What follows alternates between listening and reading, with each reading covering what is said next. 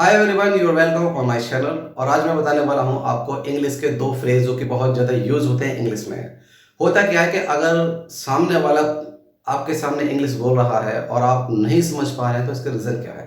Reason ये है या तो हमारे को नॉलेज कम है या फिर ग्रामर का कुछ भी एक्स वाई जेड हो सकता है। अगर आप अपनी इंग्लिश को थोड़ा स्ट्रांग बनाना चाहते हैं तो आपको फ्रेज पढ़ने ही पड़ेंगे। होता क्या है कि सर देखिए हमारे पास कोई इन्वायरमेंट इंग्लिश का होता नहीं है, इसलिए हमें ग्रामर का यूज़ करना पड़ता है कभी-कभी और कभी-कभी फ्रेजल वर्ब का यूज़ करना पड़ता है। तो फ्रेजल वर्ब को जितना आप यूज़ करेंगे आपकी इंग्लिश और भी बेटर हो जाएगी। बिना फ्रेजल वर्ब बहुत ज़्यादा कन्फ्यूजन होती है। लाइक कभी आपने न्यूज़पेपर पढ़े होंगे और न्यूज़पेपर और सबटाइटल जब जैसे कि हम कभी इंग्लिश वॉच करते हैं नीचे लिखा हुआ आता है सबटाइटल में।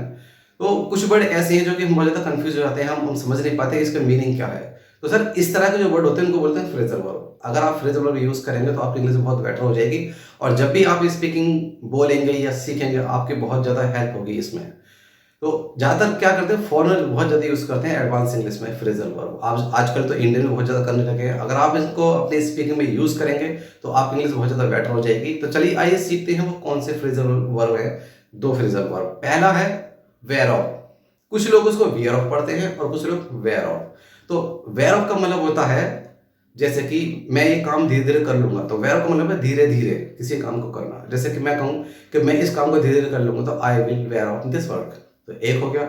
सेकंड होता है वेयर आउट। वेयर आउट का मतलब होता है किसी चीज को घिसना।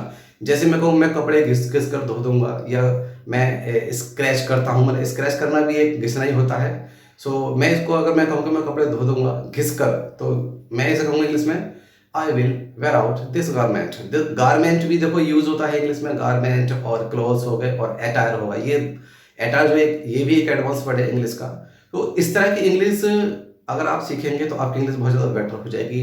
होता क्या है, देखिए इंग्लिश बोलना और एक इंग्लिश को अच्छी स्पीकिंग करना ये बहुत फ़र्क है। आपने सुना होगा कुछ लोग जब स्पीकिंग करते हैं तो आपकी कुछ समझ में नहीं आता, कभी कभी कुछ वर्ड आउट ऑफ कंट्रोल हो जाते हैं। तो जाहिर सी बात है कि वो लोग फ्रेजल वर्ब यूज़ करते हैं और यही कारण है जो कुछ लोग नहीं समझ पाते। सर अगर आप अच्छी स्पीकिंग करना चाहते हो आपको इंग्लिश के फ्रेजल वर्ब का यूज़ करना ही पड़ेगा।